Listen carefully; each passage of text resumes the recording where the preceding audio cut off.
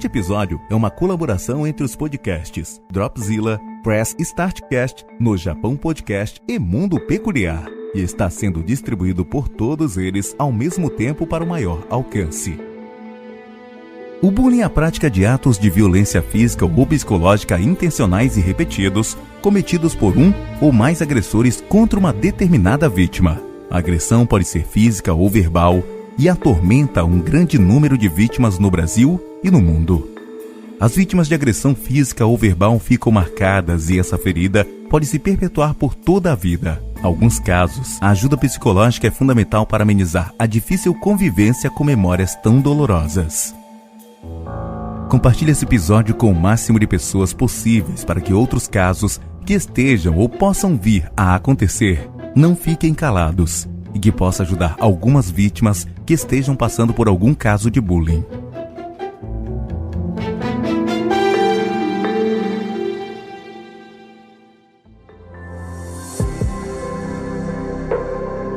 Fala galera, tudo bem? Bom, hoje vai ser um episódio bem diferente. Na verdade é uma colaboração entre o Press Startcast, o No Japão, o Dropzilla e aqui o Mundo Peculiar. E a gente vai falar de um caso de bullying que chegou até a gente.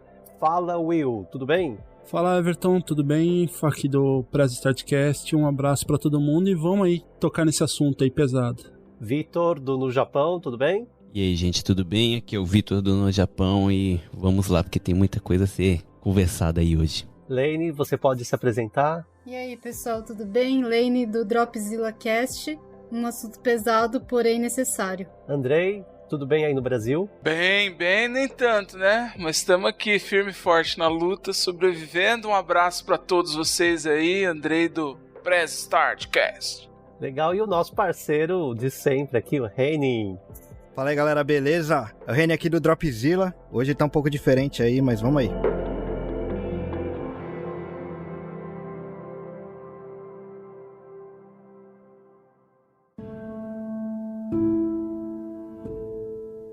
Bom, para vocês entenderem o caso, né, é uma menina brasileira de 13 anos, ela vive em Asahikawa, na província de Hokkaido, a ilha mais ao norte do Japão. E ela passa por crises emocionais, ela vive à base de remédios e tratamento psiquiátrico, tudo isso por causa do bullying, de agressões físicas e ameaças que ela vem sofrendo aí por mais ou menos 2 anos. Isso tudo dentro de uma escola japonesa. Então ela foi diagnosticada com transtorno dissociativo por causa dos traumas e hoje a gente vai conversar aqui com a mãe dela, a Sueli, para entender melhor o caso. Bom, dona Sueli, olha, muito obrigado por participar dessa conversa. Eu acho que vai ser importante para a gente mostrar um outro lado do Japão e discutir um problema que, infelizmente, né, está presente em várias esferas da sociedade japonesa. Bom, primeiro eu gostaria que a senhora se apresentasse, né, e contasse um pouco de onde a senhora veio no Brasil, quanto tempo a senhora está no Japão e o que a senhora faz aí em Hokkaido. Boa tarde. Bom, meu nome é Sueli Ayumi Furuya. Eu saí do Brasil com 22 anos e vim para o Japão, não para trabalhar, mas para conhecer a minha avó paterna. Fiquei um tempo, gostei do Japão e o meu tio, ele perguntou se quer ficar no Japão, não quer fazer um arubaito, um trabalho temporário. Aí eu quero, aí eu gostei do serviço que eu fiz e permaneci aqui no Japão. E depois de 2 anos eu consegui a minha nacionalidade japonesa e virei uma cidadã japonesa. E conheci meu marido, tive 3 filhos.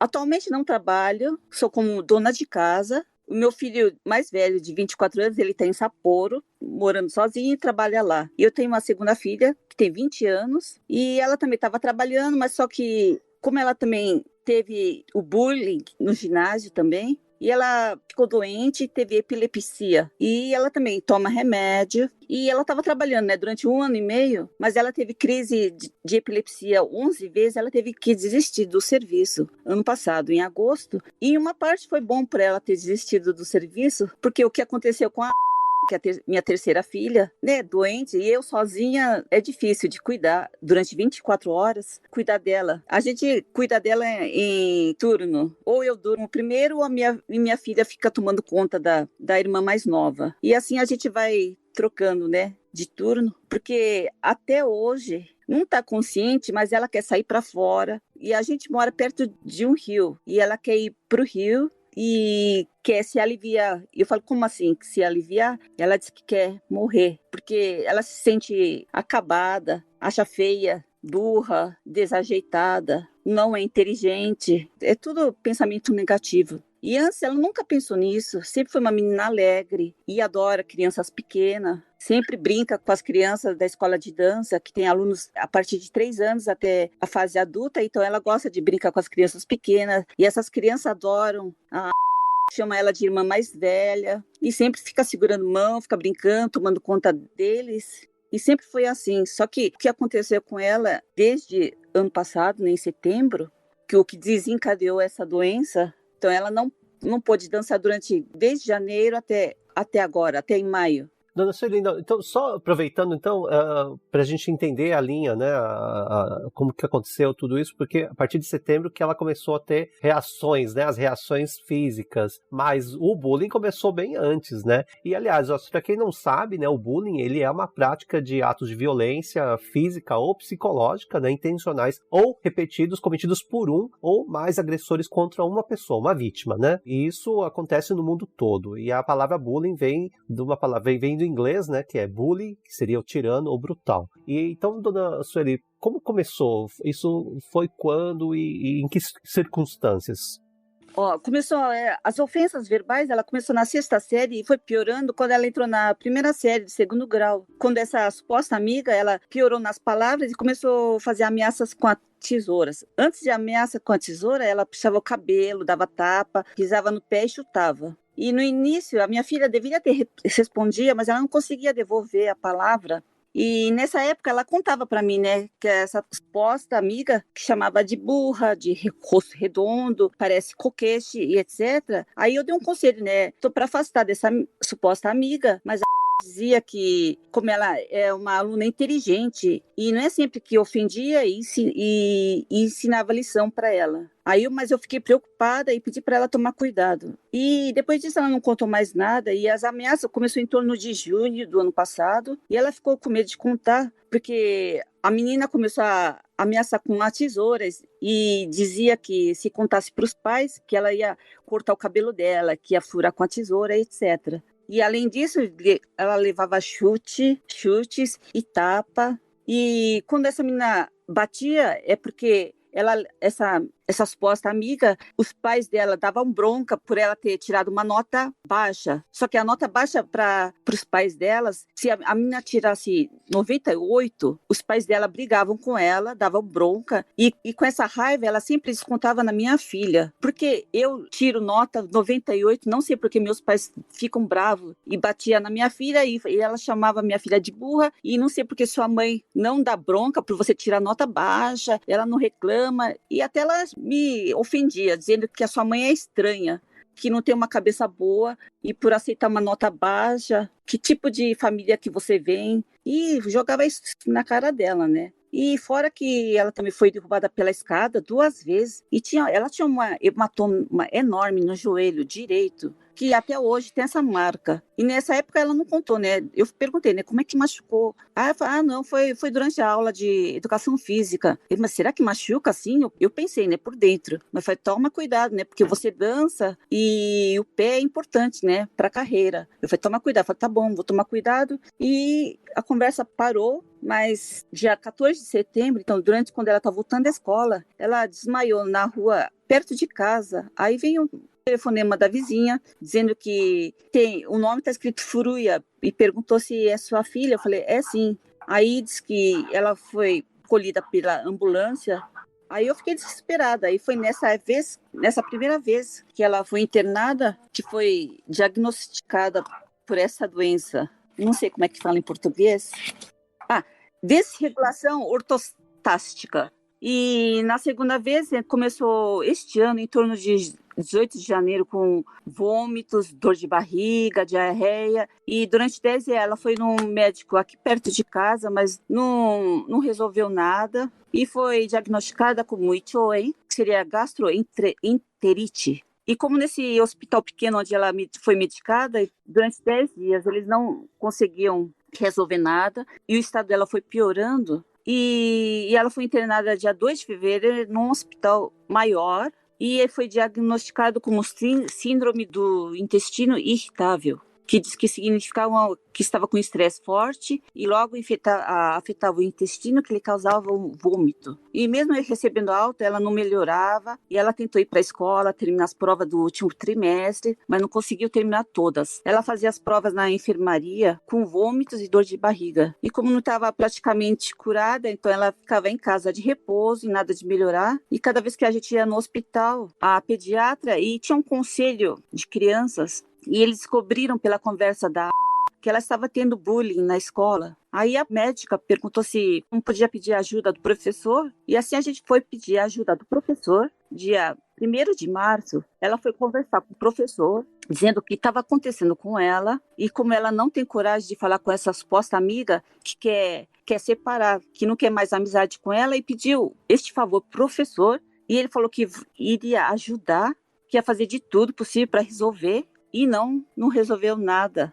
Piorou mais a situação. E no dia 5, quando eu fui levar o atestado médico, pensei que o professor ia dizer para mim que o caso estava resolvido, que não precisava mais ter amizade com essa tal suposta amiga. E não foi nada disso que ele falou, né? Diz que fez uma investigação, perguntando para várias meninas de como era a amizade das duas, etc. Eu achei estranho, né, o que o professor estava falando aí, mas eu fiquei escutando. E ele disse que uma das alunas, que nem era amiga da minha filha, que era só uma colega da classe, disse que ouviu boatos que a minha filha estava colando ano passado numa das provas. E a conversa para afastar essa amizade com essa tal suposta amiga foi esquecida. E o assunto principal foi esse negócio de que estava colando. Eles desviaram o alvo, né? Desviaram o alvo, isso. Passou ela digamos, de vítima para o vilão, digamos, da história, isso, né? Isso. Aí eu escutei isso, falei, não, com certeza ela não colou. Aí o professor jogou na minha cara, não, mas você é a mãe. Mesmo que ela fosse culpada, você ia proteger a tua filha. Ele falou assim para mim. Eu falei, não, de jeito nenhum que ela não colou. Eu cheguei em casa bufando, contei para o que estava acontecendo. E como foi dia 5 de março, era sexta-feira. E eu não queria que passasse o domingo, sábado e domingo. E a gente foi nesse mesmo dia. Eu liguei para a escola perguntando se o professor dela é de educação física. Ele não tem aula direto. Então tem vagas, né? E eu perguntei qual é o horário livre dele. Ele falou que era 11 horas. Então a gente foi neste horário, pedi para chamar o professor. Ele apareceu e eu falei que a gente quer tirar essas dúvidas agora, falar com essa tal colega que disse que ela estava colando, para ver se ela vai desmentir ou não. Aí o professor falou, então espera um pouquinho, não pode chamar agora porque está tendo aula. Eu falei, mas por que não? Minha filha está faltando vários meses, que custa tirar a menina da classe para falar com a minha filha durante alguns minutos. Aí ele falou que então deixa eu conversar com o vice-diretor. Ele foi lá falar com o vice-diretor e o vice-diretor mandou despachar a gente, mandou embora, porque está em hora de aula, horário de aula, então tá bom, então eu venho depois. Aí ele falou, não, depois não pode, ele falou para mim. Deixa para semana que vem. O que aconteceu? A gente deixou para semana que vem. A conversa, como é que fala? Foi ficando uma bola grande. Uma história diferente. Cada vez que o telefone vinha, a gente perguntava, a conversa aumentava, mudava os fatos, que dava para perceber que o que eles falavam é tudo mentira. Só estava me enrolando a minha filha. E o caso que a gente queria que resolvesse não foi resolvido e piorou o negócio. E ela foi internada outra vez, foi no dia 2 de março. Kabin Seicho Shokogun, que ela foi diagnosticada. Então, o professor dizia coisas diferentes e dava para perceber que ele mentia e enrolava. E aí minha filha falou com cada uma das alunas. E isso foi no dia 15 de março. No dia 15 de março, ela conversou com essa tal suposta amiga que não queria mais amizade com ela. E no dia 16, ela conversou com essa outra menina que falou que ela estava colando. Mas o caso não foi nada resolvido. E o que essa menina falou que a minha filha estava colando, disse que ela estava, não durante a prova, mas foi no intervalo, como é que fala? Né? No intervalo da escola. Tem um intervalo entre as provas de 15 a 20 minutos. E nesse tempo, as crianças, os alunos, eles podem revisar, olhar as anotações, o livro. E era isso que ela estava fazendo. E o professor falou para minha filha, que ela fez, como é que fala assim? Ayashi kodo. Era suspeita, né? Tava agindo suspeita. Fez uma coisa suspeita e mandou pedir desculpa. E a tal fulana que falou que viu colando, ela também pediu desculpa por ter... kanchigai, Falou que se enganou. E sim. E aí eu fiquei com raiva. Dia 16, então o professor, ele saiu, ele veio me cumprimentar. E eu falei, como é que foi? E ele falou, não, foi tudo bem. As duas se desculparam e que acabou tudo bem. Eu falei, mas por que minha filha teve que pedir desculpa? Perguntei. Porque ela... Aí a Shikodo Shitakara, que ele falou, né? Fez esse... Que ela tava agindo suspeita, né? Isso, agindo suspeito. E eu perguntei, mas ela não... Foi intervalo, né? Foi... Kyuken no jikan datashi, se era 10 jikan datakara, como é que fala, né? É livre, né? Ela pode fazer qualquer coisa porque ela teve que pedir desculpa. E o caso da suposta amiga, porque minha filha tinha que falar com ela. E porque essa amiga dela também falou que viu a minha filha colando. Então a conversa foi aumentando. Nunca teve essa conversa que essa tal amiga estava vendo, colando, aparece a segunda pessoa dizendo que ela estava colando. E a conversa foi aumentando. O foco da escola, no caso, passou totalmente para outra coisa, né? Fugiu totalmente do bullying, no caso. Fugiu. Aí eu fiquei, como eu falo, exaltada e falei professor assim. Já, e konkai no ken de wa sensei ga subete warui desu ne te. Eu falei que praticamente o professor que é culpado. Aí ele ficou bravo, ele... Como eu falo assim, ele me ameaçou, ele gritou comigo, jogou o corpo pra frente, na frente da minha filha.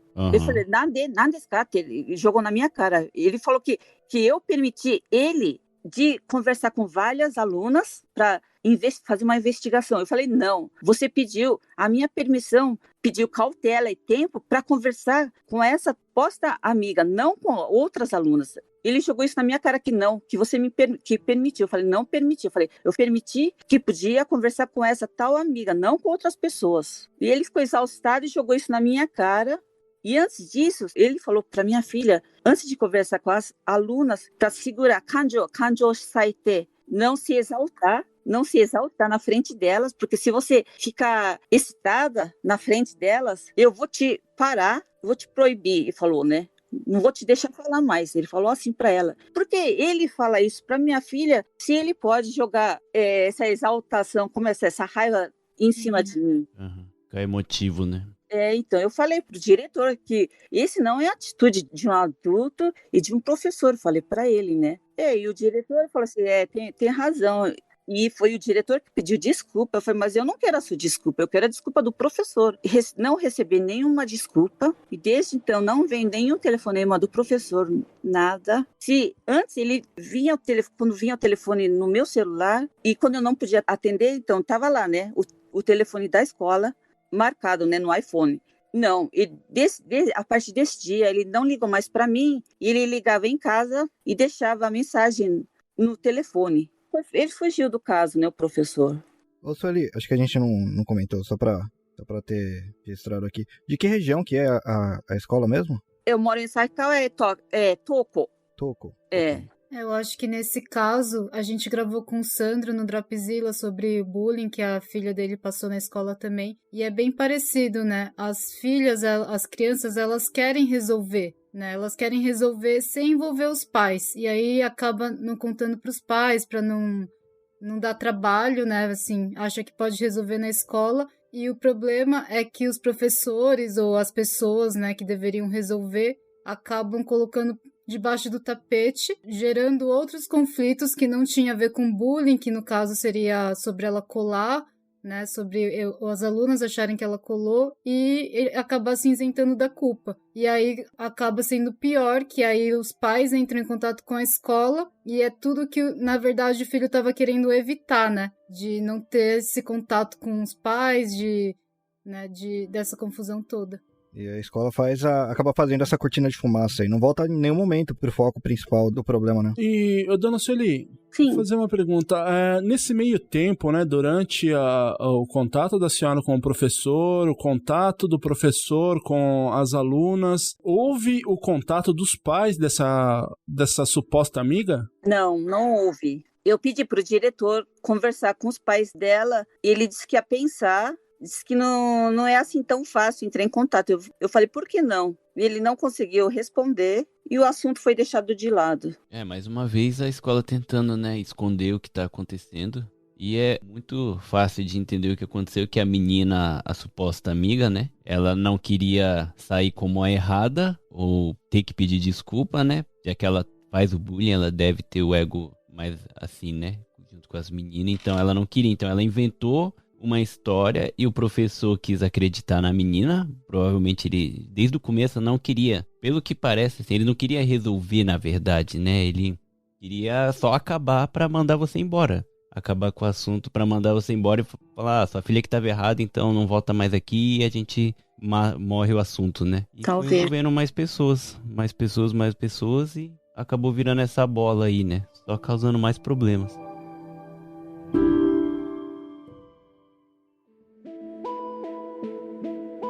E Sueli, uma pergunta. Você chegou a falar com a Associação de Pais e Mestres, o PTA? Não cheguei a falar até aí. Certo. E aí, no caso, só para falar um pouco também da sua filha, né? Ela teve toda essa crise, você contou que ela sempre gostou de dançar. Você poderia contar um pouco sobre essa rotina dela? Como mudou a rotina dela? Então, quando terminou as férias de inverno, então ela teve esses vários sintomas de diarreia, dor de barriga, vômito e febre. Então, desde essa final de janeiro, 18 de janeiro, até metade de maio, ela não conseguia dançar. E durante o flashback que ocorre com ela, nossa, ela tá sofrendo, né? Agora, com o remédio, ela se acalmou, mas não é uma vida normal que ela tá levando agora. Quando ela acorda, o que piora a situação é quando ela come. Ela perde consciência e agora ela está perdendo a memória. Perdeu a memória no dia 28 de maio. Foi a primeira vez que ocorreu, que ela perdeu a memória. Não sabia onde estava, não sabia quem era. E ela ficou... Isso começou às 2 horas da tarde até a noite, 8 horas da noite. Sem saber quem era ela, não sabia onde ela estava. E a gente explicava que eu era a mãe dela, que os cachorrinhos, essa é a sua casa, que esse é seu nome. Ela não lembra de nada. Isso ocorre até hoje. Ela perde memória várias vezes por dia, fora perca de consciência, perda de fala. E semana passada começou a perda de visão, começa a ficar muda, a audição também. E ela fica desesperada e chora, porque não consegue falar. A primeira coisa que aconteceu foi a perda de audição, que ela falou que não estava escutando. Mas depois de um tempo ela volta. No começo foi o quê? 2 horas. Depois de 2 horas, ela começa a escutar. Depois, no outro dia, começa a perda de visão. E tem dia que é tudo. Ela não consegue enxergar, não consegue falar e não consegue ouvir. E ela fica parada, sentada na cadeira. E a gente sabe que ela não consegue falar porque ela mostra pelo gesto que não consegue ver. Ela aponta os dedos nos olhos, na boca e na orelha. E quando ela volta a enxergar e volta tudo ao normal, ela fica consciente e diz que não aguenta mais, quer morrer. E fora que ela não consegue andar normalmente. Mesmo que quando a gente vai para o hospital, no supermercado, no shopping, ela só consegue dar ela está usando cadeira de roda. Como ela quer sair para fora, quer ir para o rio, quer se matar. E até hoje ela fala isso. Mas a melhor coisa que aconteceu é que a professora de dança, ela está apoiando a gente. E ela pode estar com perda de memória, perda de fala, traz ela aqui na escola e eu faço ela dançar. Quando ela dança, ela esquece de tudo, fica consciente e consegue dançar. A coisa mais estranha que acontece é quando ela termina de dançar, termina a aula, entra dentro do carro, ela desaba e perde a consciência automaticamente e perde memória. Não lembra o que fez, não sabe onde está. E é isso que acontece todos os dias, vários dias. Dona Sueli, te fazer uma pergunta. A senhora disse, né, que o médico diagnosticou com esses síndromes, essas coisas. Sim. Foi levado em consideração o conhecimento da diretoria da escola? Foi, sim. Eu levei até o atestado médico. Eu falei para o diretor da escola que ela foi diagnosticada com transtorno dissociativo e o professor e o diretor não acredita. Eu falo que ela está tendo flashback, esse flashback que que o médico disse é o que aconteceu com ela, é o trauma que ela teve. Por isso que aparece esses flashbacks. E o diretor não acredita, ele fala, não é um sonho, não é uma imaginação dela. Eu falei, não é. Eu levei o atestado médico, mostrei, não fala nada e não acredita. Ô Andrei, oi. Você que é dessa área, o que a gente pode comentar sobre isso daí? Primeiro, assim, é um caso bem complexo e eu fiquei curioso aí, pois não estou no Japão, né? Eu queria saber como que é a relação da escola com os alunos, se tem uma questão de hierarquia diferente aqui do Brasil, porque um dos pontos do bullying, né, a ser combatido é o preparo da escola, e esse caso mostra que a escola está totalmente despreparada para lidar com isso, né? Assim como em vários lugares no mundo, mas eu queria entender se existe alguma diferença ou algo aí no Japão em relação a isso, não sei, cultural, né, de passar esse problema para os pais. Aí vocês que têm essa experiência no Japão, percebem alguma coisa desse tipo? Tem a hierarquia, com certeza, né? E é zero intimidade com os professores. Porque é assim, são 50 minutos de aula e 10 de intervalo, né? Entre uma aula e outra. Isso acho que varia, assim, de escola para escola. Mas assim, o professor chega, entra, aí assim que o professor entra, todo mundo tem que se levantar, se curvar e falar, né? O negar estimaço, por favor, sentar e começa a aula. Então já tem isso. Aí acabou a aula, o professor só pega as coisas e já vai para a sala dos professores. Essa é a única hora que você vê o professor. E durante a aula, a não ser que o professor pergunte alguma coisa para você nem conversa com ele. É ele falando o tempo todo, você anotando o tempo todo, acabou a aula, ele vai embora e acabou, sabe? Não tem esse negócio de conversar, ou você não pode nem pedir pra ir no banheiro, caso você esteja muito apertado. Porque ele só vai falar assim, não tem 10 minutos, espera a aula acabar, sabe? No máximo, aí as outras crianças vão rir de você e fim. Uhum. Então, isso pode até apontar, a gente está supondo aqui, né, mas uma das questões do desconhecimento da relação entre os alunos que o professor possa ter, né, e fica difícil dessa forma de ter alguma ação, e aí talvez isso explique aí essa situação dessa bola de neve, como foi colocado, de desvirtuar o ponto principal, que era a relação do bullying, né. Agora, falando dos desdobramentos, né, é um agente estressor e os sintomas que ela teve foram por conta da intensidade do sofrimento, né? O sistema digestivo aí é o primeiro, ou tipos de alergia também surgem a partir da intensidade aí, do estresse pela situação. Então, falando de um jeito bem geral, já que o William pediu aí, né, temos aí várias situações que é o despreparo da escola em primeiro lugar, e aí por isso que eu perguntei da cultura, porque talvez a cultura do ensino no Japão, ou as coisas como estão aí, não seja o enfoque principal lidar com esses tipos de conflito, né, e os estudos de bullying hoje em dia, principalmente falando assim da área da psicologia, eles colocam muito claro isso, que é preciso, além do preparo dos pais, também um preparo da escola e dos professores, no sentido de criar um ambiente, né, estável emocionalmente, talvez, e cooperativo, e aí zero, né, não aconteceu nada disso.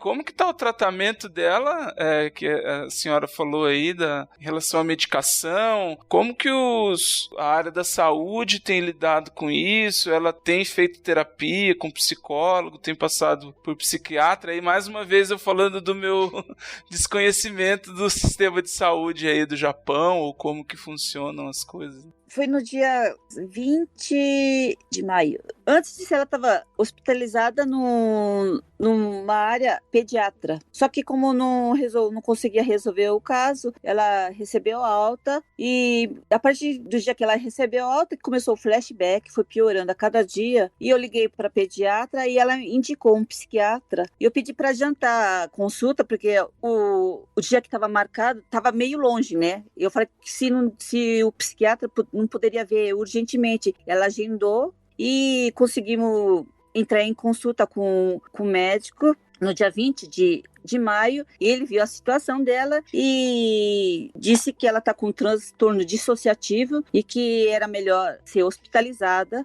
Foi internada, né? Ela foi internada durante 10 dias com medicamentos e no primeiro dia que ela foi internada, ela teve uma crise e ela foi amarrada. E esse foi um choque dela, né? Quando ela acordou e ficou consciente, o que estava acontecendo com ela, ela ficou com medo, né? Porque ela entrou numa área, não de área de crianças, era uma área de adultos. Tinha homem e mulher e o que ela via, ela ficou com medo durante esses 10 dias. Eu tirei ela do hospital e até hoje ela está tomando remédio e a cada 2 semanas ela vai lá e conversa com um psiquiatra.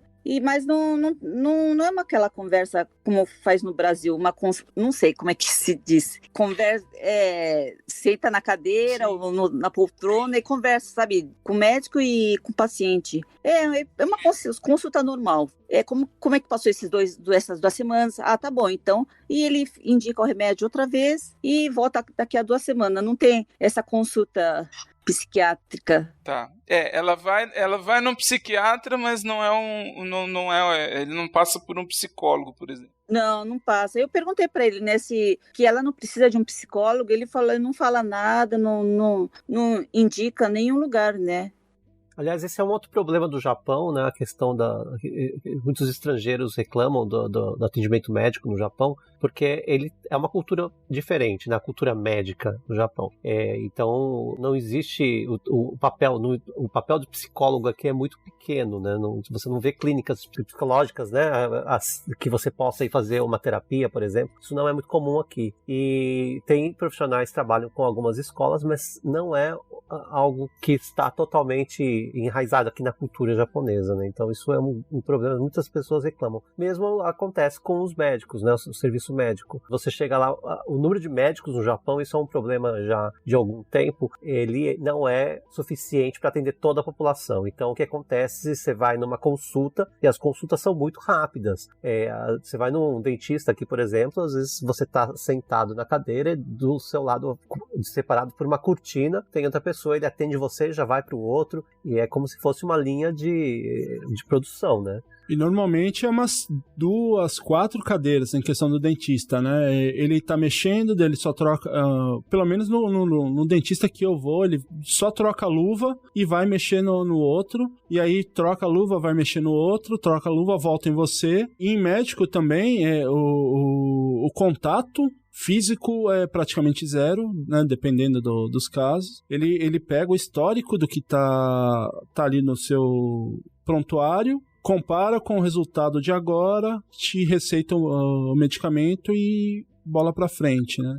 E aí eu tenho que falar assim, porque a gente tem médicos bons, claro, aqui no Japão tem lugares muito bons. Sim. Mas tem isso daí também muito, e eu já fui em muito médico muito ruim, que já falou que eu tinha, todo mundo fala que você tem estresse aqui, então todo mundo te dá remédio, tudo é um estresse. E eu tive um problema por 2 anos e não era estresse, assim, fui em vários médicos que falavam que era estresse e na verdade eu tava com um problema de tireoide, então o negócio foi ficando grave, né? E até eu descobri, a minha dica procurem em hospital universitário. Geralmente os hospitais universitários são muito bons, porque os médicos têm lá os alunos que acompanham, então eles põem a mão no paciente, mede pressão, usam, enfim, os aparatos todos, para mostrar para os alunos, né, como que tem que ser feito, na verdade. Então eu acho que os hospitais universitários são bons aqui no Japão. Eu acabei contribuindo aí com a questão do estresse, né, já que eu não sabia dos diagnósticos de estresse, mas eu estava falando a partir do relato dela, né, e puxando um pouquinho a sardinha só para falar um pouco dessa questão do tratamento, né, e falando do ponto de vista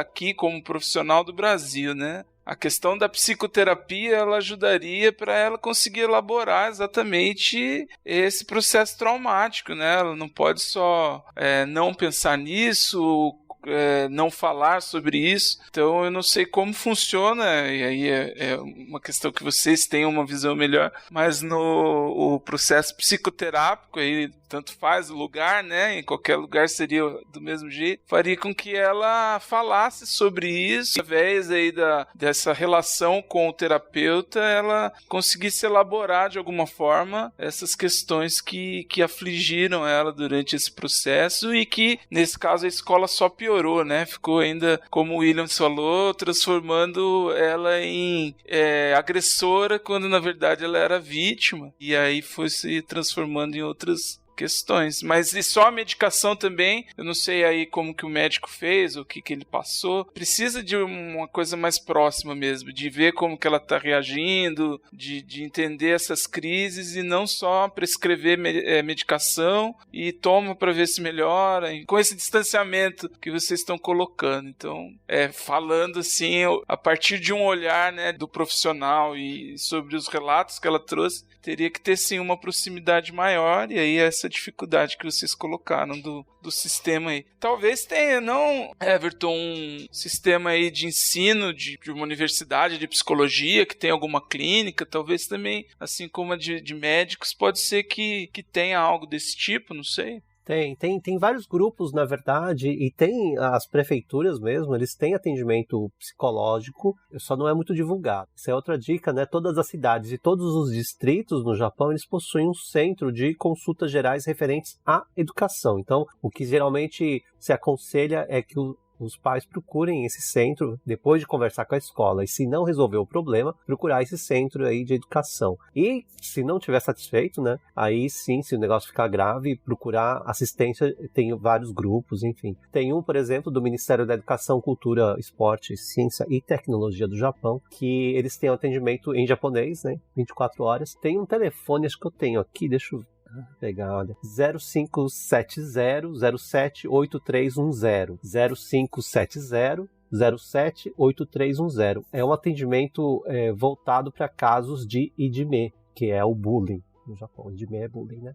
Tem outro site que é o Stop IDME, que é o Stop IDME, Stop em inglês, né? STOP, e tudo junto, né? IJIME, IDME. .jp, é um site em japonês também criado, se eu não me engano, esse é uma ONG, uma NPO, que trabalha com casos de bullying. E a gente tem também aqui no Japão grupos brasileiros, tem NPOs brasileiras, a ABC Japan, de Kanagawa, e o Sabja, né? Que também eles têm atendimento psicológico. Os dois grupos têm atendimento psicológico. Depois a gente deixa aqui nos links, nas descrições, né? A gente deixa os links das duas NPOs, e eles fazem atendimento por telefone também. Não é atendimento psicológico, porque os psicólogos são brasileiros, eles não podem fazer atendimento, mas eles podem orientar. Porque às vezes só um acolhimento já resolve também, de você orientar, de você ouvir, isso também ajuda. Não como um tratamento, né, como uma consulta, mas o fato de fazer esse acolhimento, direcionar, olha, tem um grupo de apoio. É importante também a Sueli procurar outras pessoas, de repente tiveram casos parecidos, para que possa trocar experiência, isso também sempre ajuda. Então, não é a questão só de ser uma consulta, né? O grupo de apoio já é uma grande ajuda aí para esses casos.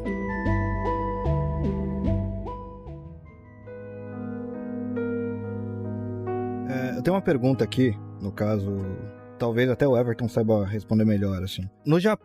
Aqui no Japão, a parte de bullying e a parte criminal em si, eles não separam muito bem, né? Porque a partir do momento que a pessoa ameaça no caso, foi com uma tesoura, não seria um caso criminal já? Ou não tem essa separação por aqui? Na verdade, eu não saberia dizer, mas o que a gente ouve que muita gente procura a polícia, né? Porque aí já teve uma agressão. E a agressão você pode registrar, mas aí no caso são menores. E aí o que acontece, que eu acho que se você procurar a polícia, eles vão falar para procurar a escola.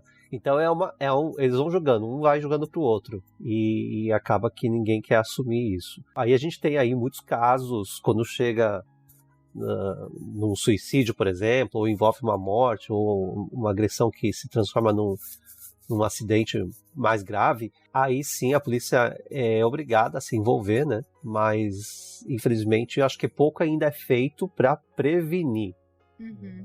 Acho que fica uma batata quente, né? Um passando pro outro e ninguém quer resolver. E aí eu vou fazer um paralelo com a Olimpíada, né? A gente sempre falando de Olimpíada aqui, mas e vacinação também. Problema no Japão, o Japão tem um grave problema de assumir responsabilidades. Ninguém quer assumir responsabilidade. Então a gente tem aqui o caso da vacinação agora. Muitas doses sendo desperdiçadas porque o que acontece? Eles fazem tudo contado. Hoje a gente vai dar 10 doses e aí uma pessoa falta, então sobrou uma dose. Eles não têm essa flexibilidade de, então vamos dar aqui, vai sobrar, vai estragar, a gente vai jogar fora, então vamos dar para quem está aqui perto, vamos ligar para alguém que está aqui querendo. Não tem isso, porque ninguém quer assumir a responsabilidade. O governo, ninguém falou, não está nas regras isso, né? Então ninguém assume responsabilidade nenhuma. E isso acontece de forma geral na sociedade japonesa. Essa falta de liderança, de você assumir, de você tomar as rédeas e assumir a responsabilidade. Não,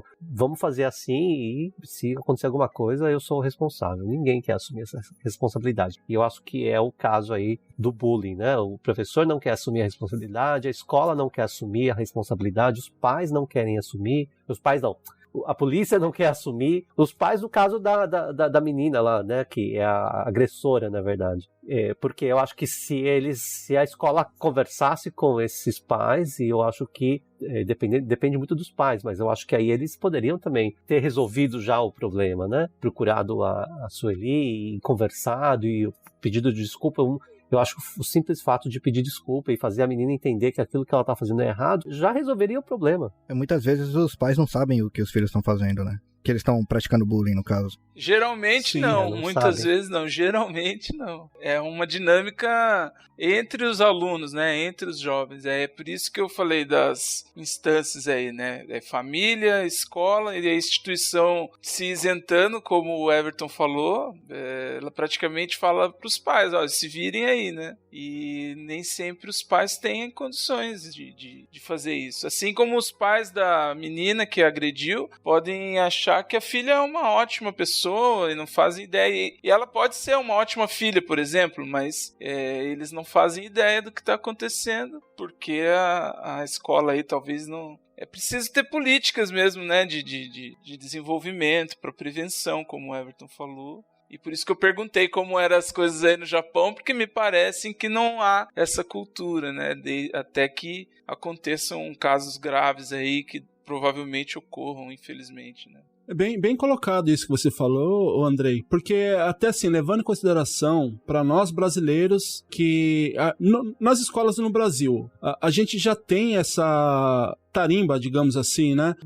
Alguém falar alguma coisa, você já pega e se vira e dá porrada e pra gente já era difícil levar isso pros pais. Eu digo porque eu hoje sou uma pessoa tranquila, mas nas escolas no Brasil eu também sofria muito por isso. E não era nem por causa de tamanho, essas coisas, porque eu sempre fui grande, sempre aparentei mais idade do que eu tinha, mas e tinha aquilo de inventarem apelido, então nesse caso eu me defendia. Só que muitas coisas eu não falava para os meus pais, né? Pegava, resolvia ali entre a gente mesmo, até quando ficava grave, né? Tem o lance de ser cultura diferente também, né? No Brasil, as pessoas, elas têm mais essa pegada na cultura de resolver ali mesmo a coisa, né? Aqui no Japão é um pouco diferente. Isso. Era até isso que eu ia comentar. Na sala de aula é muito grupo, né? Grupinhos separados de amigos. E uma coisa que eu percebo que no Brasil acontece mais é que se acontece um problema, até as pessoas de fora que viu o que aconteceu, eles falam, né? Sim. Tipo, não foi bem isso. Já que no Japão, ninguém se intromete. Pode ser que as pessoas ali em volta da sala viu o que aconteceu, que a filha da Sueli estava sofrendo bullying e tal, viu tudo o que aconteceu, mas ninguém falou nada pra não se intrometer. Então pode ser que a verdade tá ali no meio, só que enquanto alguém não tiver coragem de abrir a boca, nunca vão falar nada, vai deixar por isso mesmo, vai falar, eu não sou amiga dela, não conheço ela direito, só sou da mesma sala, então não vou me intrometer, sabe? Senão vai vir pra mim também um problema. E acaba acontecendo isso, né?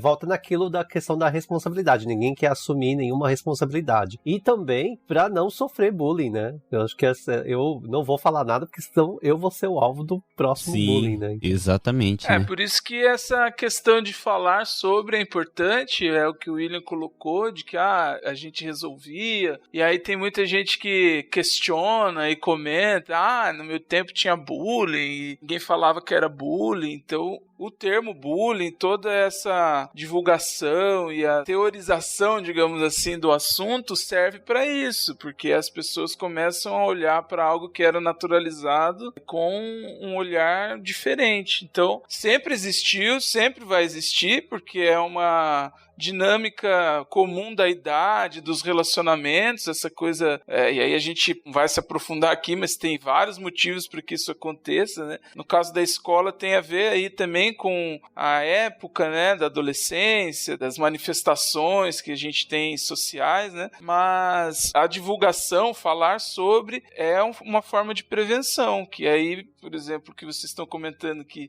no Japão ninguém se manifesta, foge da responsabilidade ou não quer ser a próxima vítima. Se isso for divulgado, tiver uma conscientização, os próprios alunos podem, ou as pessoas, os pais, começarem a ficar mais atentos, né? Esse é o papel da divulgação aí. Eu queria fazer uma pergunta para a senhora, dona Sueli, que nem a gente acabou comentando, né, como a sua filha está hoje. Mas assim, como que era ela antes, né, em questão de estudo, em casa? Como que ela era aquele tipo de pessoa mais retraída? Como que era o dia a dia dela? Antes, se ela fica doente, é uma menina alegre, mas não é aquela menina barulhenta. Mas sempre, todo dia sorrindo, ela adora a escola, ir na escola, conversar com os professores, estudar, mas não é aquela boa aluna, tira notas altas, mas em média ela consegue tirar as notas, praticamente nunca faltou à escola, gostava de viver do dia a dia, o que ela faz, ela sempre fazia com prazer, dança, desenhar. Mas ela se abria bastante com a senhora ou... Praticamente todo dia ela falava, ela contava o que aconteceu com ela, isso ela ocultou. Só falou que ela, né, essa menina chamava ela de burra, que não vai conseguir entrar no colegial com as notas que você tá tirando, porque vem na escola. Isso ela contava para mim, mas o que como eu falo assim, a judiação corporal que fala, que ela recebia, isso ela não contou e ela escondeu. Eu percebi, foi este ano, que ela tava meio retraída e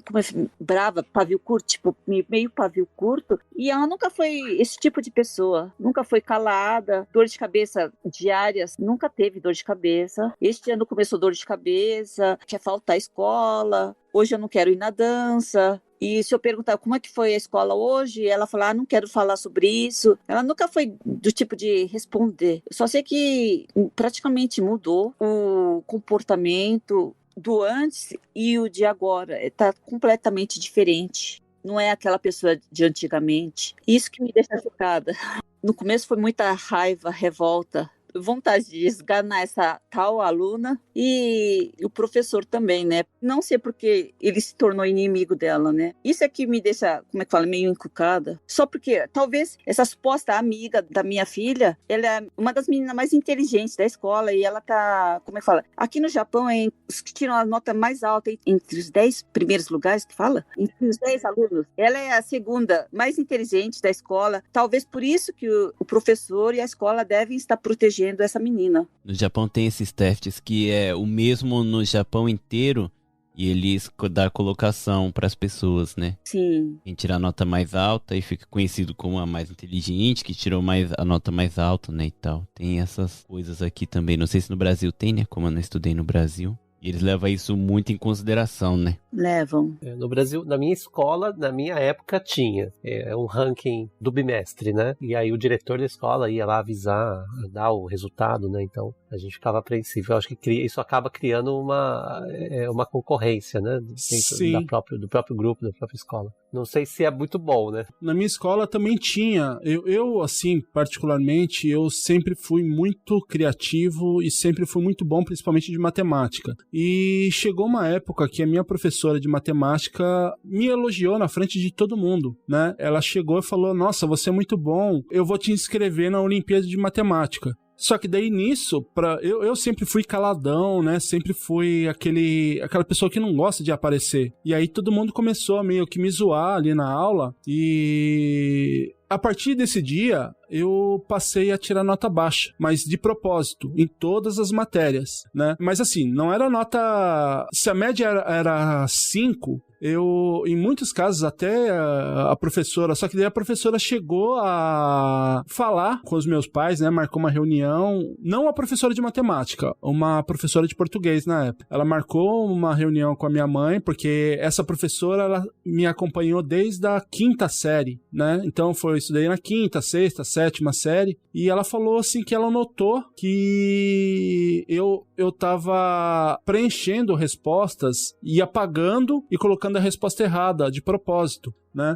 E eu realmente, isso eu me recordo na época que eu tava fazendo isso porque eu queria tirar o foco, eu queria passar a ser um mediano. Então, eu tinha condições de tirar 10, mas eu errava de propósito e para tirar 7, para tirar 6,5. Então, até no Brasil ocorre muito desse tipo de coisa.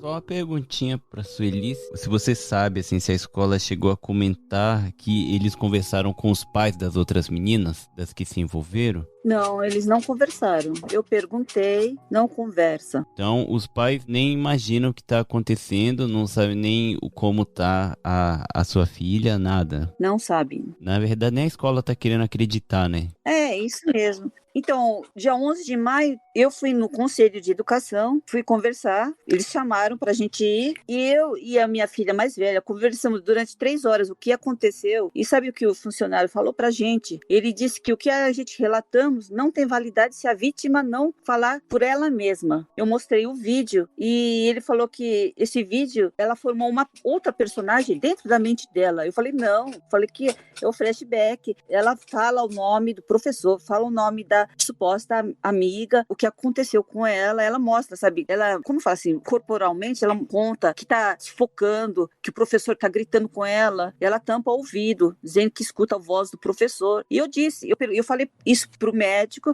e o médico disse que é o que aconteceu com ela, é por isso que ela tá tendo esse flashback. E eu contei para esse funcionário público, e ele falou que não, que é uma personagem que ela formulou dentro da mente dela. E o que a gente falou, ele disse que não tem validade, e para eles se agilizarem, para fazer uma investigação melhor, a gente tem que ir na escola, relatar o que aconteceu, não eu e a minha filha mais velha falar, a própria aluna que deve falar. Nós levamos no dia 20 de maio, ela anotou tudo no caderno, por ela mesma, ela conversou, falou tudo o que aconteceu, e a gente acreditou que o diretor falou que ia investigar a partir desse dia, e a gente acreditou, ficamos esperando telefonema, e cada telefonema que a gente recebia, a gente perguntava como é que tá a investigação. Ele falava, não, ainda não resolveu nada, ainda não conversou, e só foi rolando, e ontem também a gente perguntou, e nada, e não, só enrola. Tônica com eles enrolam, não resolve nada, e só tô esperando que a gente mude de escola pra, como eu falo assim? Eles estão querendo ganhar no cansaço, né? Tá esperando você cansar e parar de... Vocês cogitam mudar ela de escola? Isso tem algum agravante?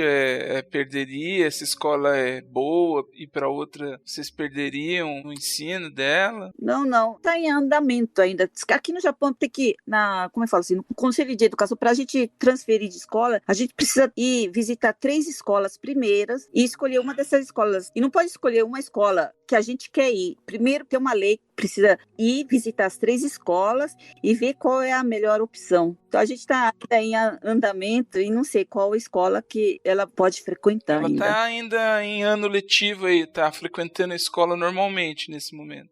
Não, ela não está indo na escola desde janeiro. E o diretor falou que ia mandar lição de casa, que se tiver um professor que estiver livre, diz que ia ensinar ela. Nada. Até hoje não teve nada disso. Ela está sem estudar, está em casa e está perdendo, né? As aulas, as matérias, e está atrasado já faz o quê? Meio ano. E ela, quando está consciente, ela quer estudar, quer ir na escola, quer viver uma vida normal, e também quando ela sai para a rua, quando a gente leva ela para o supermercado, dentro do carro, quando ela vê os outros alunos, né? que está com o uniforme, ela se sente inferiorizada, diz que porque eles estão indo na escola e porque eu não estou indo na escola. Mas ela se sente injustiçada, porque ela gosta tanto de ir na escola e o que aconteceu com ela diz que ela está revoltada por dentro, né? Ela precisa de ajuda, né? De uma ajuda, tratamento, mas também eu acho que a escola tem que ser responsabilizada de alguma forma. Não tem as reuniões do PTA, né? Da Associação de Pais e Mestres, a senhora participa dessas reuniões? Não tem como levar esse assunto para essas reuniões ou entrar em contato com os outros pais da... Olha, devido à corona, desde o ano retrasado, não teve nenhuma reunião, não tem nada, não dá para entrar em contato, né? Nós estamos vivendo a questão da pandemia ainda, e Hokkaido é um dos locais aqui no Japão que sofre bastante, né? Então, realmente... é complicado. Eu queria tirar uma dúvida até com a senhora, dona Sueli, com o Vitor, né? Nessa questão de escola, porque eu vim pra cá depois de adulto, tá? Então eu nunca me envolvi com nada referente a estudo, escola aqui no Japão. Mas referente à cultura japonesa, essas coisas... No Brasil, eu estou usando o exemplo que eu tenho. No Brasil, se acontece algum caso desse tipo, o pai... ou a mãe viu que a escola não resolveu, ele vai e tenta conversar com o pai do aluno envolvido. Aqui no Japão, há essa possibilidade e essas coisas? Eu perguntei, né, onde eles moram, o telefone, Kojin Jouho, que eles falam, que não pode ensinar devido... Como é que fala em português, será?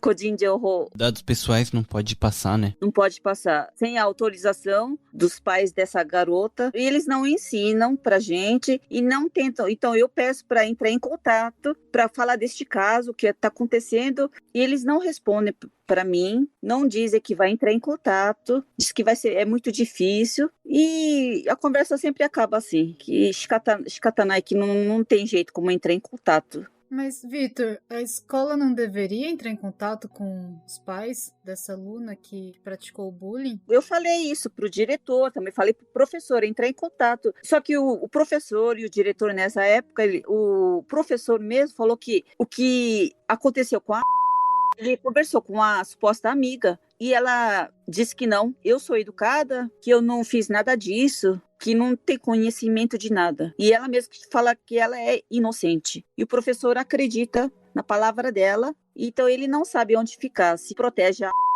e não pode ficar contra essa garota. Como é que eu falei? Fica no meio. Foi conversado, perguntado já, mas você já chegou a ameaçar a Sueli que ia levar pra polícia tudo? Não. Do hospital, que eu acho que é o único jeito, talvez, da escola ver que é sério, né? Que não vão te ganhar no cansaço. Você fala, vou levar tudo pra polícia, que minha filha tá sofrendo, porque querendo ou não, ela tá sofrendo muito, né? Mudou toda a saúde dela, a pessoa que ela era, né? Não tem que se duvidar que se aconteceu ou não. Então acho que será que se fala que vai levar na polícia, mostrar tudo que está acontecendo, eles não teriam uma outra atitude? Eu tenho vontade de fazer isso, mas o meu marido, como ele é japonês, ele disse que se eu fizer isso e se eu não tiver prova, a bomba vai cair em cima da gente e a gente não tem condições de se defender, né? Se caso, né, aconteça isso, porque o professor, né, ele, como ele é um jogador profissional, recebe 2 salários, ganha muito mais que a gente, ele tem condições e deve ter advogado. E a gente, como é uma pessoa simples, não tem essa condições de pagar advogado. E se essa bomba cair contra a gente, o estado da piorar e é capaz de ela não voltar a pessoa que era antes. Uma pergunta pro Everton. Não tem algum lugar assim que presta esse tipo de ajuda com um advogado? Não sei, se caso precise. Alguém que entra no caso assim? Tem esse grupo, o Sabja, eles têm psicólogos e eles têm também advogados. Eu não saberia dizer aqui se eles levariam isso assim para um advogado, né? Teria que entrar em contato, conversar, explicar o caso, mostrar o que tem, né, de provas e, enfim, não sei, tentar. Eu acho que nesse caso o recomendável seria procurar a polícia, porque o negócio ficou numa situação grave, né? Mas eu entendo também que tem esse outro lado, você envolver a polícia, que é tudo muito mais complexo, né? É que o que a gente pode fazer, que é isso aqui, né? Poder levar para as pessoas escutar, também é um caminho, né? Porque aqui onde eu moro, teve um caso na fábrica onde eu trabalho. Só que isso aconteceu antes de eu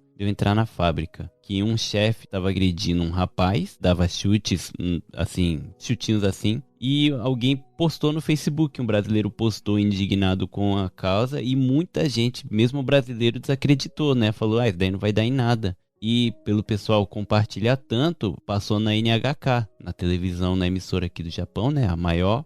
E teve que tomar providências. O cara foi demitido, tudo, né? Esse é o grande problema do Japão. A gente teve agora recentemente o caso da Toyota, veio a público pedir desculpas. O caso de um funcionário, um ex-funcionário, um ex-engenheiro que se matou, se suicidou. E descobriram que ele sofria bullying, ele sofria assédio moral do chefe dele. E aí houve todo um processo até 2019, isso foi em 2017 o caso. E o resultado saiu agora, 2020, ano passado, e só que a Toyota reconheceu agora o erro dela, e agora ela vai criou uma série de ações para evitar esse tipo de acontecimentos, né, dentro da Toyota. Mas é aquilo que a gente fala, aqui no Japão as coisas têm que acontecer primeiro para depois tomarem uma atitude, infelizmente. Puxando como um exemplo, anteriormente, em outro caso que a gente teve aqui no podcast, inclusive, né?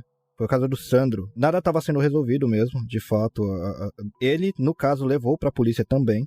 E a escola começou a tomar uma providência só depois que o caso caiu na mídia realmente. Porque parece, infelizmente, que as coisas só são resolvidas quando acontece algum tipo de pressão externa, né? Por aqui. Pelo menos essa é a impressão que fica.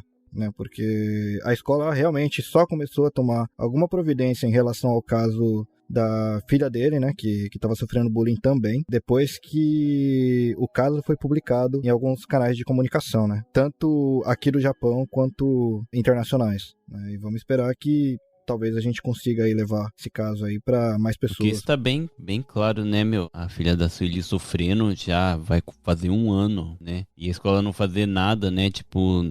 Tem provas, o hospital já deu, né, o laudo das doenças, cara. É difícil, você fica indignado que você fala como é que alguém, uma escola, um instituto, sabe, que deveria estar ali pela criança, fazendo um pouco caso, querendo, sei lá, com medo de sujar o nome da escola ou do professor só porque ele é famoso jogador, sabe? Dá vontade de falar uns palavrão aqui agora porque a gente fica indignado, né, cara? É inacreditável. Sim, a escola é responsável, na verdade, pelos alunos que eles têm. Enquanto tá lá dentro, a escola é responsável pelo que tá acontecendo, sim. Eles têm que tomar alguma responsabilidade sobre isso daí. Inclusive, não só quem tem crianças dentro das escolas, mas todo mundo. A gente paga por essa segurança que a escola deveria ter. Por essa responsabilidade que a escola deveria colocar ali. E não é barato. A gente paga via impostos e tudo mais. Então, eu acho que é mais do que correto a gente cobrar uma postura da escola, sim. Porque a gente tá pagando por isso, é a responsabilidade deles. Não adianta eles quererem desviar a culpa ou a responsabilidade, sendo que eles têm que resolver isso daí. É de responsabilidade deles. Tá acontecendo lá dentro, acontecendo dentro do território deles. Tem que resolver isso daí. E dá raiva porque parece que eles esperam acontecer algo mais grave. Já é grave o que tá acontecendo com a filha da Sueli. Já é muito grave. E parece que, sei lá, pra eles não é nada. Por isso que eu queria até perguntar pra Sueli se alguém da escola chegou a ir visitar vocês aí pra ver como ela tava. Nunca ninguém apareceu. Tá vendo? É muita loucura. Eles colocam a culpa na corona, por causa da corona. É muito revoltante, né? Porque deu assim para entender que as escolas, ou a maioria das escolas aqui no Japão, elas estão mais preocupadas com o nome da escola do que com os próprios alunos. Então, tem que ser levada na mídia para eles tentarem se proteger, para daí conseguir, sei lá, fazer uma reunião entre os pais para resolver esse assunto. Enquanto isso, fica todo mundo se escondendo, um jogando a batata quente pro outro, para não se responsabilizar pelo caso, né? E é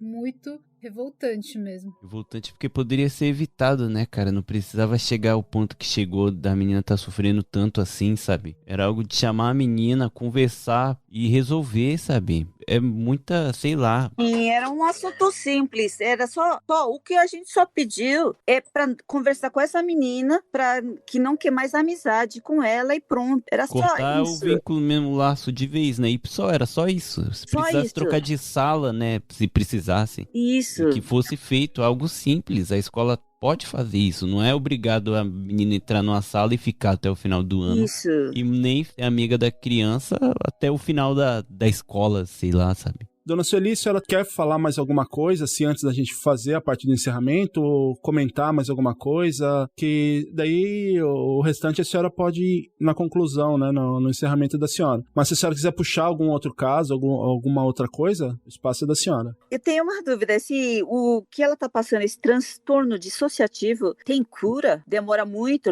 Vai levar vários anos, será? O senhor André. Então, novamente, baseado nos relatos que você trouxe, né, e da minha experiência nessa área, teria que ser um tratamento multidisciplinar, né, não poderia ser só com o médico, é por isso que eu perguntei aí a respeito dos psicólogos também. E sim, tem cura, tanto que é um transtorno que está no DSM, que tem aí já os diagnósticos e tratamentos para isso, mas é um conjunto de psicoterapia com o fármaco que os psiquiatras passaram aí. Então, por isso que eu estava em dúvida como que funciona o sistema de saúde aí no Japão. O que eu acho que é ideal para você? Procurar talvez esses grupos de apoio que o Everton colocou para que eles te direcionem um atendimento mais específico, né? Não ficar tão na dependência aí da escola ou do profissional de saúde que já está fazendo. Eu acho que ela precisa de um cuidado mais específico, um olhar mais próximo para fazer esse tratamento. E aí é isso, ela vai tomar algum medicamento, porque ela já está numa questão avançada. Eu falei do estresse aí, o Everton acabou dizendo que muitos médicos prescrevem isso, né? Mas é fundamental que ela tenha aí um olhar melhor para esse agente estressor. Então, se a escola é um agente estressor, por isso que eu perguntei se estava aí na sua pauta mudar ela de escola, porque talvez isso seja uma parte da resolução, né? Ela cortando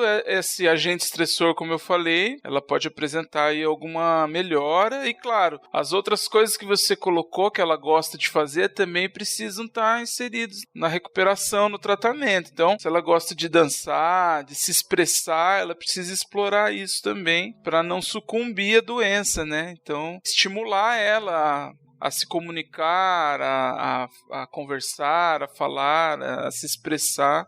E aí, claro, de acordo com o que os profissionais envolvidos aí vão direcionar. Estou falando a partir do meu olhar sobre o que foi relatado, mas sim, tem cura. O problema que vocês precisam ficar atentos agora é as decorrências, né? Vão se agravando esses sintomas. Então, o quanto antes vocês conseguirem procurar uma ajuda para que esses sintomas não se agravem, melhor, e eu acho que ela tem sim como se recuperar. Não vamos pensar positivo aí e acho que vai dar tudo certo. Muito obrigada. A gente já está quase encerrando. Eu queria só fazer mais uma pergunta, dona Sueli. Como que em relação a ela, ao idioma? Ela se comunica só em japonês? Ela entende, consegue se expressar em português? Só em japonês.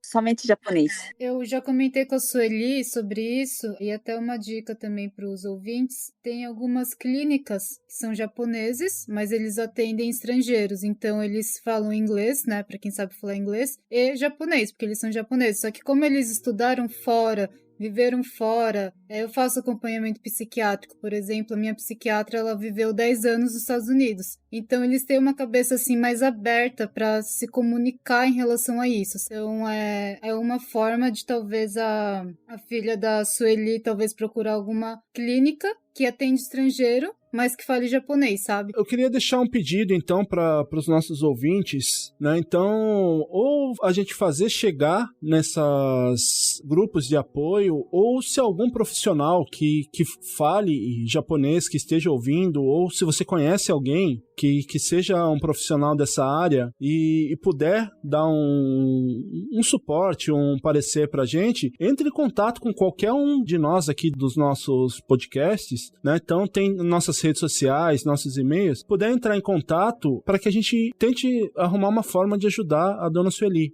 Arigatou gozaimasu.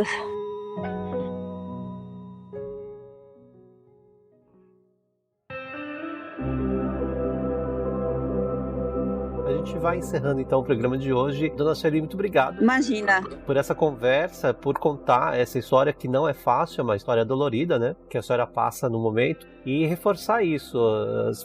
Pode ser que outras pessoas que estejam nos ouvindo também estejam passando por casos parecidos, né? Então, entre em contato com a gente ou divulgue, participe de conversas, que eu acho que é importante a gente conversar, porque quando você conversa, as coisas podem acontecer, né? A gente pode tentar, de alguma forma, resolver o problema. A senhora gostaria de deixar algum recado, alguma mensagem para os nossos ouvintes? Olha, eu quero agradecer a todo mundo por participar dessa conversa de hoje e também quero agradecer principalmente para o Sandro Kimura-san, que ele me apresentou a Ana Paula, Leine Agata, e graças a Ana Paula, eu também conheci o Marcelo Sawai, que ele também está me apoiando bastante. E agradeço a todos do podcast, dos jornalistas, do Dr. André também. E eu não lembro o restante, mas agradeço a todo mundo de coração, que não é só eu que estou sofrendo. E que nesse mundo que tem muita gente que querem me ajudar, eu agradeço de coração. Obrigado, Sueli. Olha, aqui espero que dê tudo certo para a senhora. Will, você quer deixar algumas considerações finais? Eu gostaria, primeiramente, de agradecer a todos que ouviram esse episódio, né, que é um episódio atípico dos nossos podcasts, né, mas nem por isso menos importante. Eu acho que ele é até mais importante, porque a maioria dos podcasts aqui tem uma pegada mais descontraída, de humor, descontração, mas assim, esse é um tipo de assunto que a gente precisa falar muito sobre isso. E mais uma vez eu gostaria de chamar a atenção de todos que estão ouvindo até aqui, para que, se estiver sofrendo por algum caso ou souber de alguém, não deixe passar isso daí. Fale com alguém, mande um e-mail pra gente, entre em contato com a gente nas nossas redes sociais, mas não deixe, porque isso aí é uma coisa muito dolorida para quem tá sofrendo e muito perigosa também, né? Então eu gostaria de deixar isso aí e meu boa noite para todo mundo. Bom dia, boa tarde, boa noite para todos. Para quem estiver ouvindo pelo Press Start e tiver alguma mensagem, informação ou sugestão, até mesmo alguma dúvida, pode encaminhar por e-mail através do nosso e-mail @pressstartcast.com.br ou através das nossas redes sociais, tanto o Instagram quanto o Facebook, é Press Startcast Oficial. E eu também gostaria de deixar, né, em nome de todos os podcasts que estão aqui hoje, deixar o espaço aberto também para, se alguém do consulado ou algum profissional que queira falar sobre isso, pode entrar em contato com a gente também, que o espaço ele tá aberto em qualquer um dos podcasts, tá? Então é só entrar em contato com a gente, alguém do consulado, da imigração, qualquer órgão que queira falar sobre isso e que possa também esclarecer o que a gente deva fazer, que o espaço ele está aberto aqui para que todos entrem em contato. Leine? Bom, as minhas considerações finais é agradecer todo mundo por essa participação. É bem legal a gente juntar todos os podcasts para falar sobre um assunto necessário. Sobre o bullying, a gente tem que falar mais sobre isso, a gente tem que discutir esse assunto, a gente não pode se intimidar com assuntos psicológicos, com assuntos que antigamente era que nem o Andrei falou, muita gente fala, na minha época todo mundo sofria bullying, isso era uma coisa normal, mas a gente está em 2021 e as coisas mudam para melhor, as pessoas abrem mais a cabeça para entender esse assunto e são crianças e até mesmo adultos que passam por situações de bullying que não precisariam estar passando por isso se a gente falasse mais sobre isso e normalizasse mais para que essas coisas não acontecessem. E para quem tem alguma sugestão, alguma ajuda que possa ajudar a Sueli, o nosso contato no Dropzilla Cast a gente tá como Dropzilla Cast no Instagram, Facebook e Twitter. É só mandar uma mensagem lá pra gente que a gente responde. Vitor, suas considerações finais? Obrigado aí ter chamado, eu queria ter participado desse episódio justamente para conversar sobre isso, porque hoje eu sou pai também e eu queria deixar um pedido para as pessoas que ouviu. Se você conhece alguém que passa por isso, ajuda, porque os pais também não merecem lutar essa luta aí sozinho, né? Muitas vezes é doloroso pra gente ver filhos nessa situação e às vezes a gente fica sem força, então um apoio das pessoas em volta é sempre muito recebido, né? E saber que não tá sozinho é muito bom, e eu quis fazer parte desse episódio justamente por isso também, e dizer pra Sueli e todo mundo que estiver escutando, estiver talvez passando por isso, se precisar de ajuda, estamos todos aqui para ajudar no que for nosso alcance, né? A gente vai querer tá ajudando. E é isso. É difícil, no final fiquei um pouco emotivo assim, ainda fico com essa raiva, né? Mas é o maior barulho a gente puder fazer e resolver isso, né? Para resolver esse caso que a Sueli tá passando, mas também outros, e mostrar pro Japão inteiro aí, ou talvez o mundo, que isso não vai ficar por isso, né? E não acabar com só o bullying com os estrangeiros, mas com todo mundo, né? Pra gente tentar acabar com isso, talvez mudar o sistema de alguma forma, né? Talvez seja sonhar muito, mas a gente tá aí pra lutar, né? De pequenos passos a gente chega lá no nosso objetivo. Então é isso, muito obrigado, e qualquer coisa que, se você tiver alguma coisa aí que pode estar ajudando, manda mensagem pra gente. Eu fico mais ativo no Instagram, que é No Japão Podcast, então qualquer coisa pode enviar lá pra gente, vai ser muito bem recebido. E é isso, obrigado. Um abraço a todos. Bacana, obrigado, Vitor. Andrei? Opa, eu agradeço também aí o convite para participar, né? Eu sempre brinco com os meninos, e quem escuta o Press Start já deve ter escutado eu falando isso, né? Quem ouve o Press Start já deve ter percebido que eu não gosto de me assumir como psicólogo para poder falar coisas aleatórias e não levar tão a sério algumas questões, mas nesse caso de hoje não tem jeito, né? É um dever ético e moral como cidadão me posicionar aqui, talvez poder esclarecer algumas questões de acordo com as minhas experiências, e acho que tudo já foi falado, né? Só reforçar mesmo a importância de falarmos sobre, não levarmos, como a Lene disse, essa questão de que antigamente isso acontecia e eu sobrevivi, e talvez o pensamento de que os tempos estão mudando, e falar sobre essas questões, trazer à tona, divulgar, possa ajudar as pessoas a justamente não se omitir, né? E esse já é um efeito bom, porque a gente está aqui falando sobre isso a partir já dessa mudança, né? Das divulgações, desse assunto sendo tratado aí nas mídias e na nossa vida em geral. Então, obrigado a todos, e para mim é sempre um aprendizado também, porque vocês estão aí no Japão, então hoje eu já aprendi mais um pouco como é a instituição, como que a escola funciona, como são as questões aí também de relacionamentos entre professores, alunos, e enfim, o que vocês precisarem eu estou à disposição, tá bom? Um abraço a todos. Bacana, obrigado, Andrei. Reine, suas considerações finais. Beleza. Galera, pra quem ouviu até aqui, primeiro eu quero agradecer muito mesmo, e também quero pedir para que vocês compartilhem o máximo possível, porque quanto mais pessoas estiverem sabendo o que tá acontecendo, mais pessoas que estejam passando por isso podem tomar coragem também de denunciar, né? Porque jogar o problema pra debaixo do tapete você nunca resolve, né? Eu acho que o primeiro passo pra você resolver um problema, primeiro é assumir que existe o problema, né?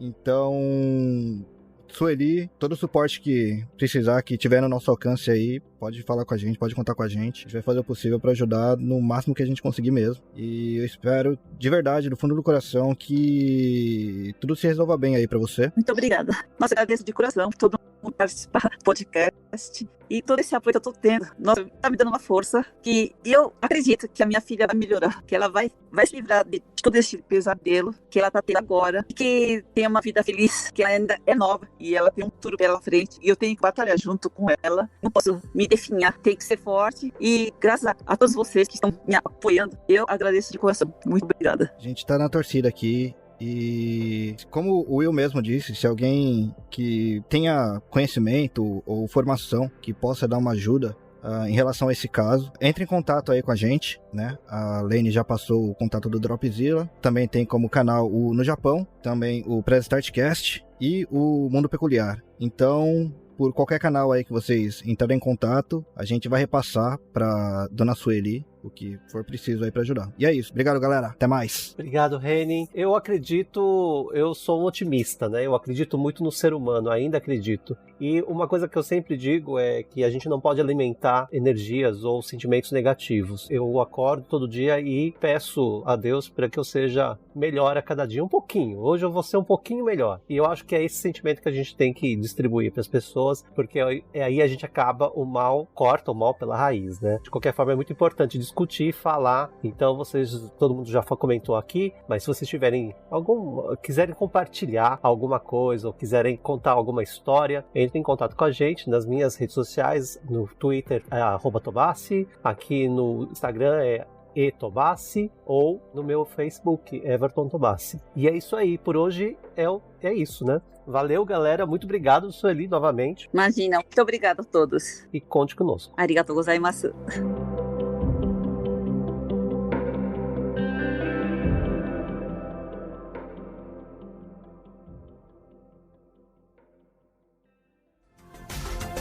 Este episódio foi editado por Atelas, soluções em áudio para podcasts.